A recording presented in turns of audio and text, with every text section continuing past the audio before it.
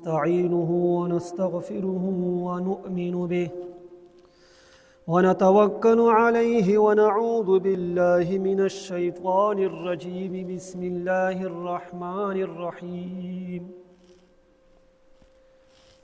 أما بعد، قال الله تعالى في القرآن المجيد والفرقان الحميد: شهر رمضان الذي أنزل فيه القرآن هدى للناس. وقال رسول الله صلى الله عليه وسلم: هو شهر أوله ورحمة وأوسطه مغفرة وآخره عتق من النار. اللهم صل على محمد وعلى آل محمد كما صليت على إبراهيم وعلى آل إبراهيم إنك حميد مجيد. صدق الله مولانا العظيم. زما قابل قدر مسلمانانو اوریدونکي ورونو، یقینا دغه زمونږه خوشقسمتي ده چې ډېره بهترینه میاشت دا یو ځل بیا په موږ باندې راغله.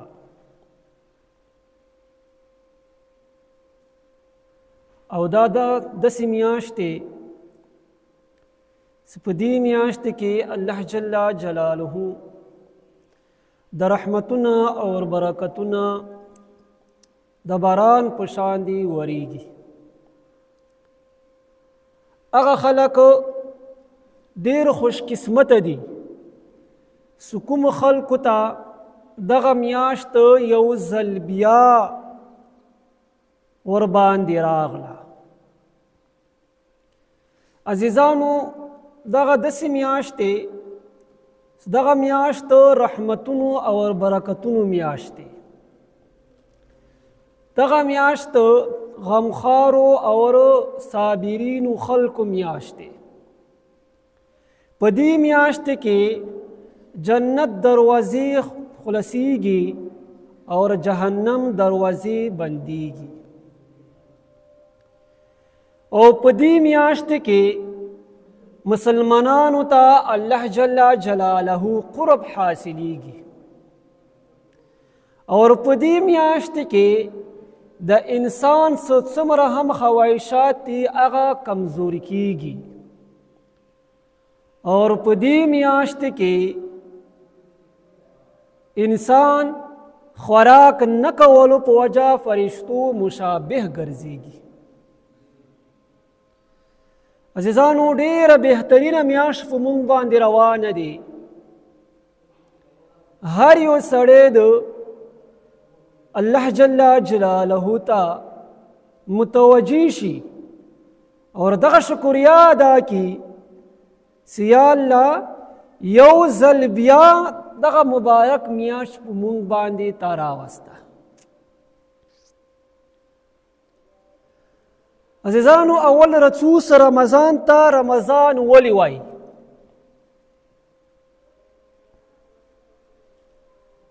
رمضان ته رمضان ولی وای؟ په څه وجه باندې دغه رمضان نام کې خدل شوی دی؟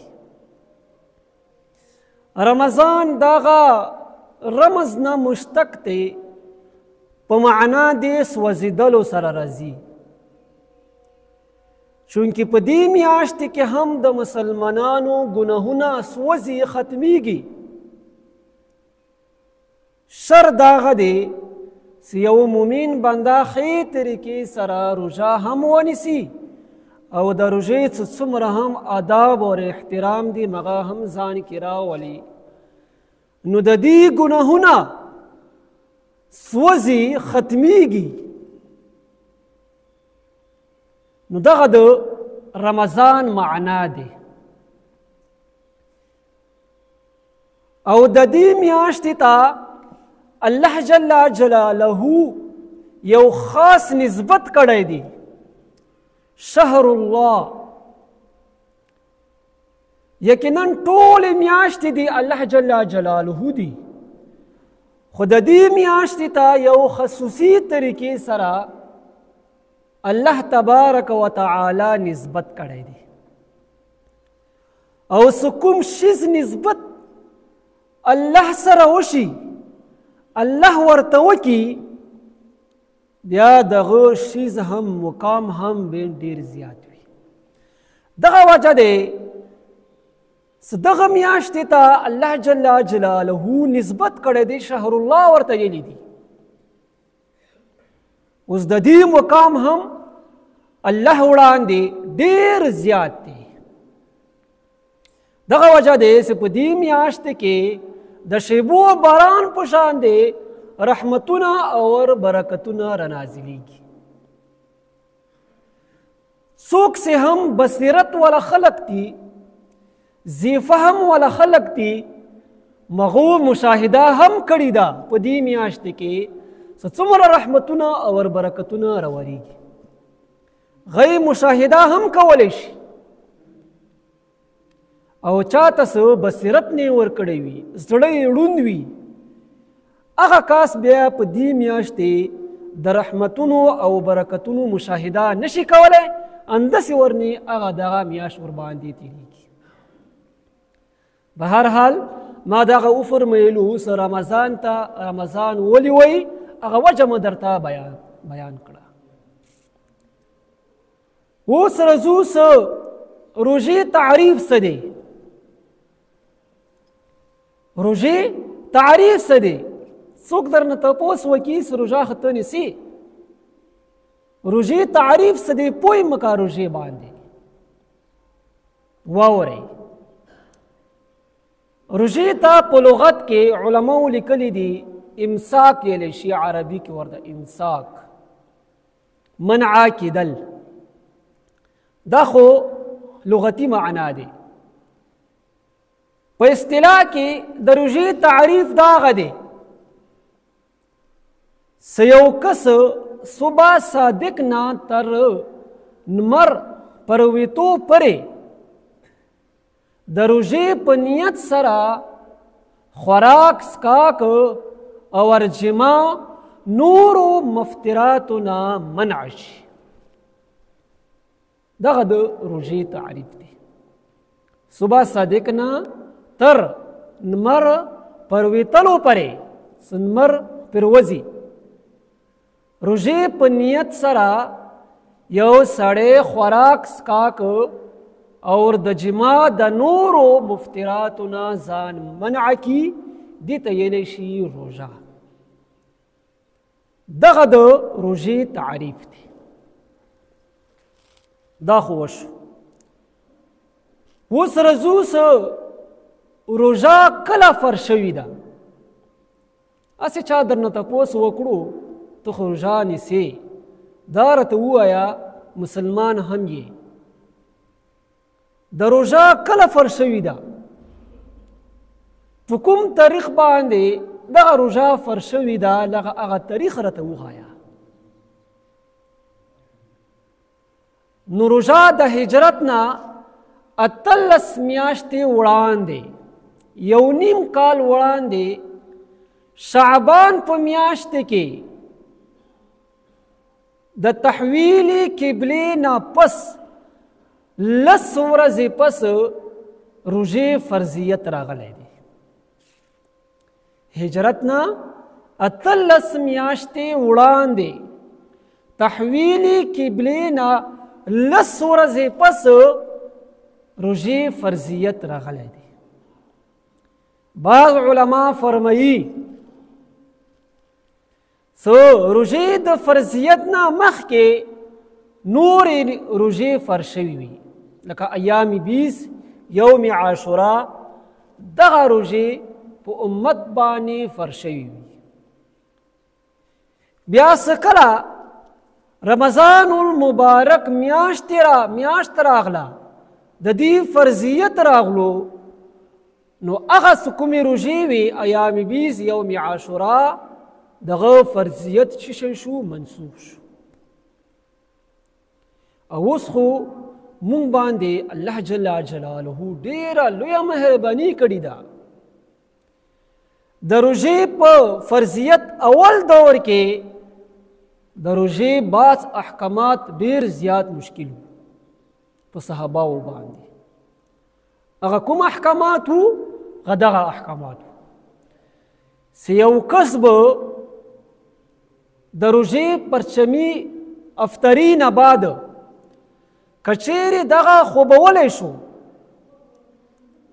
نو خوبولي نه بعد دی باندې به خوراک څښاک دا به ورباندې بند وو او د خوب نه مخکې به دی خوراک کولو او صدا کا خوبولی شو بس خوراک څښاک ورباندې بند شو بیا به دا خوراک نه کوي. مشکل حکم دی که نه؟ لکه څه بعض خلک ستړي راشي افطرې وکړي هغه نه بعد که دی آرام کولو نو که چېرې دا خوبولی شو خوراک څښاک دی باندې بند شو. مشکل شو که مشکل نه شو؟ دغه حکم مخکې و. بل حکم دغه ابتدایي دور کې څه په روژې کې یو سړی د خپلې ښځې نه نفسني څه خواهشات جما کول دي دا به په روژې کې بند و. روژې کې به اجازت نه و چې ته شپې ټیمه خپل کور ورسره ته ملاویدې. روژې کې به اجازت نه و. دا حکم مشکل شو که مشکل نه شو؟ په هر حال دغه څه کوم احکامات وو دغه مشکل وو سخت وو. بیا الله جل جلاله دغه احکامات څه کوم دي دا یې څه کړو منسوخ. اوس که چیرې روژه ماتي نه پس کچو خوب وکړو خوب نه پس پرچمي پرې خوراک کولی شي او که چیرې دا خپلې ښځې سره ملاقات کول غواړي شپې ټیم کې ملاقات کولی شي هېڅ قسم حرج نشته. دغه ابتدایي دور کې په هر حال مونږ باندې الله جل جلاله ډیره لویه مهرباني کړې ده. روژه مونږ دپاره ډیره زیاته اسانه کړې ده. زما عزتمند مسلمانانو د دې روژې فضیلت به انشاءالله آینده جمعه بیانو. جناب نبی کریم صلی الله علیه وسلم فرمایي څه کله هم د اوله شپه څه کله راشي د روژې نو د شیطانان څه کوم دي دغه وتړل شي.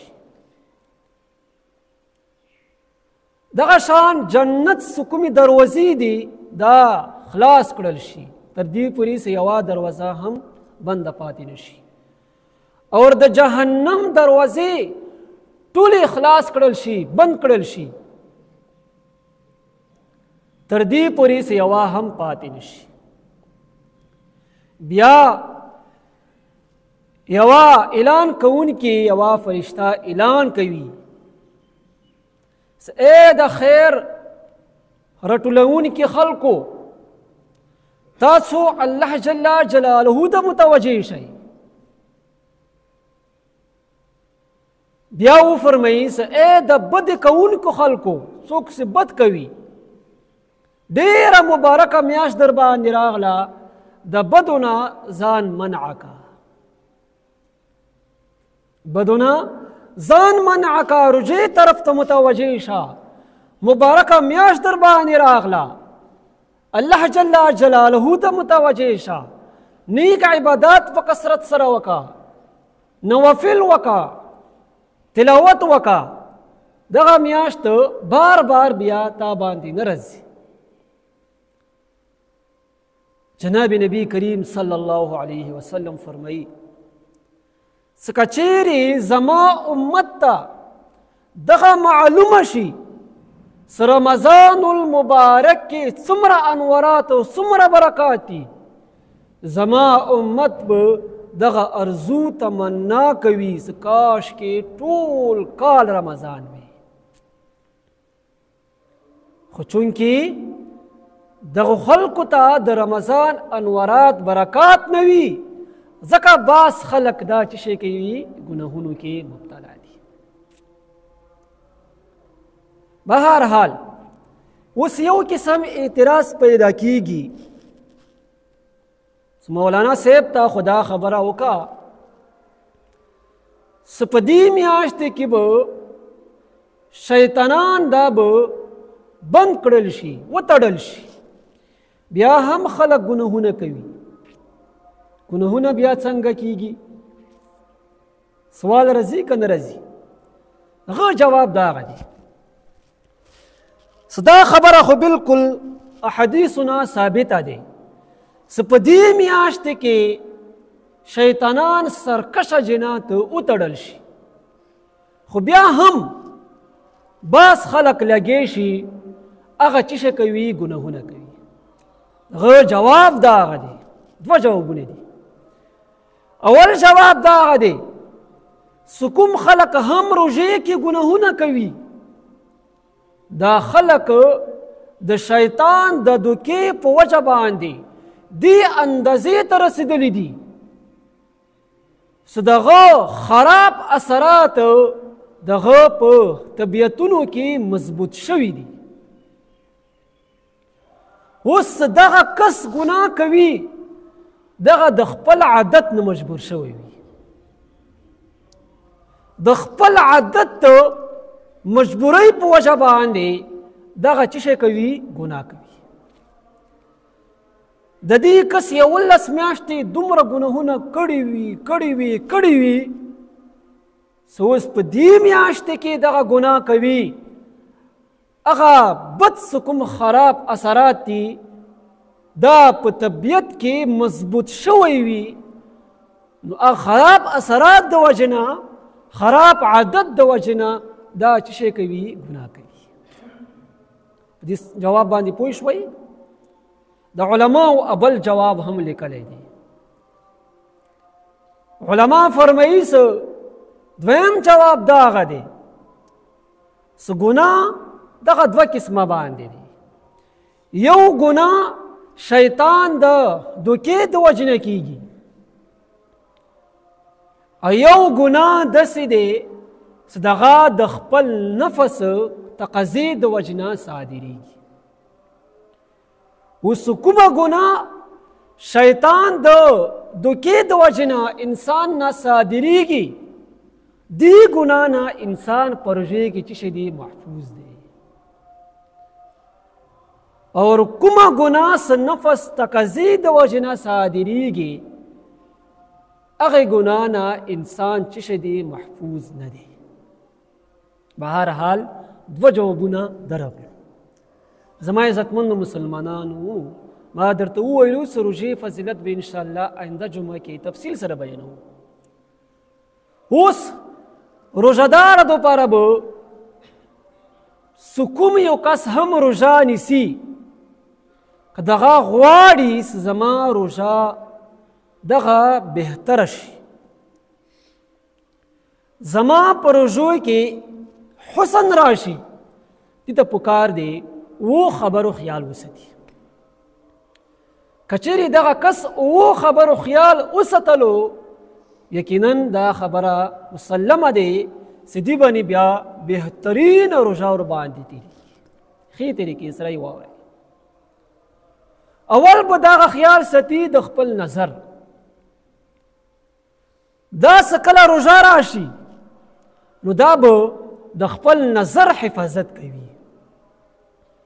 بدنظری نه به دغه ځان ساتي اسې هم دغه بدنظری دغه ګناه غټه ګناه دي او څوک چې روژې کې کوي بیا خو دینه هم غټه ګناه شو دې مثال داسې دی څوک چې بار ګناه کوي او څوک چې جماعت کې ګناه کوي د جماعت کې ګناه ورنه زیاته دی څوک چې نورو میاشتو کې ګناهونه کوي دغه یو بل قسم لیول وي او څوک چې رمضان کې ګناه کوي هغه بیا بل قسم لیول وي هغه بیا عذاب ور باندې ډیر زیات مرتب کیږي ګناه هم ډیره زیاته دی بهرحال اول دا په خیال ساتئ تاسو څه پروژې کې به تاسو بدنظري نه کوئ، خپل نظر حفاظت به کوئ.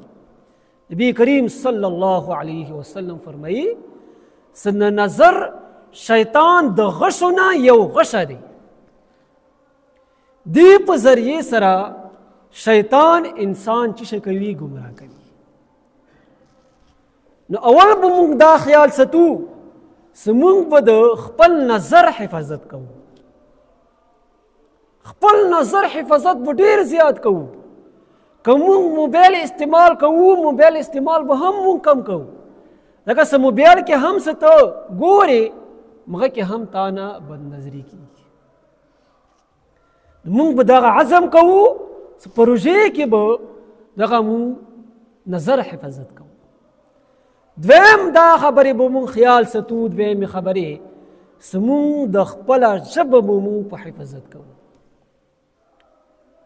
ژبې سره به موږ غیبت نه کوو، ژبې سره به موږ کنځلې نه کوو، ژبې سره به موږ بل چاته تکلیف نه رسوو. د خپل ژبې حفاظت به موږ کوو.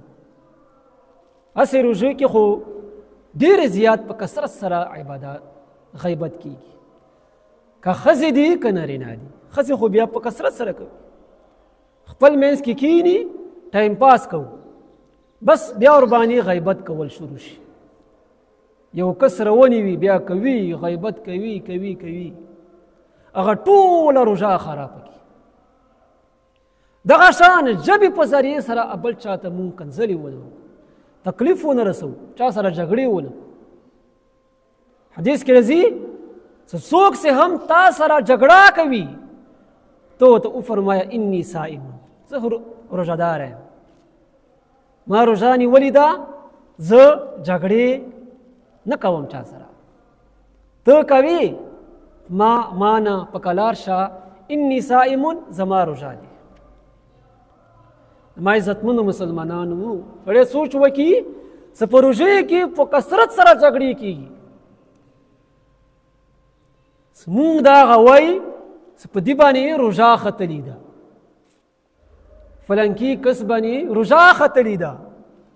روژه ځکه ختلې ده چې ته په ګناهونو کې مبتلا یې، ته ګناهونه کوې، روژه در باندې په سټ شوې ده. دا علما دي سبیر سنه تر اینډ مزدګاره پرې دغه واعظ و نصیحت کوي، دغه خو بالکل نه ستړي کېږي. هغه اوسه پرې دا غنېلي چې موږ باندې روژه ختلې ده. نو څه کوم کس هم ګناهونه کوي، د روژې آداب نه ساتي، هغه باندې بیا روژه چې شی کېږي په سټ کېږي. بیا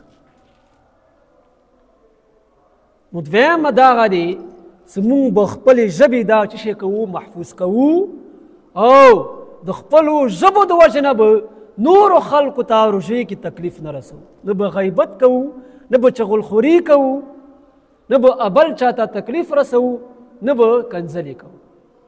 دغه ځان سره عهد وکئ چې زما ژبه به دا خیر نه سوا بل څه دپاره به انشاءالله نه خلاصېږي. خیر به وي بس. دا خو دوه شو. درېیم دا هغه دی چې موږ به په روژې کې د خپلو غېږونو حفاظت هم کوو. ګانو بجانو نه به موږ ځان ساتو. واورئ، غیبت کول دا هم سخترینه ګناه دی، او غیبت اوریدل دا هم سخترینه ګناه دی. څوک چې تا سره کینی غیبت کوي، ته ورته ووایه غیبت مه کوه، روژه مبارکه میاشت دی.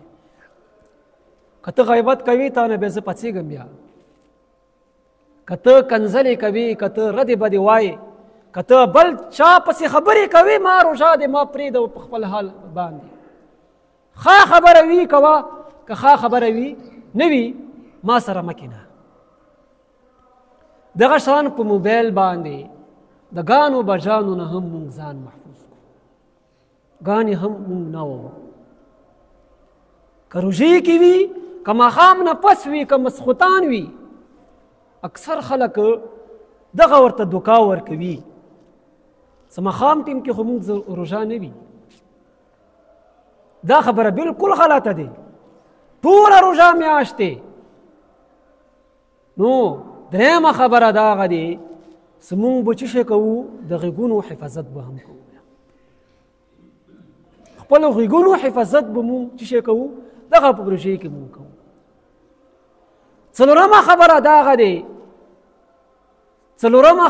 هغه دی چې ته خیال ساتې د ژبې او د غېږونو نه علاوه نور اندامونه هم د ګناهونو نه محفوظ ساتل. سترګې دي، سترګو د وجې نه ګناه دنه ونه شي.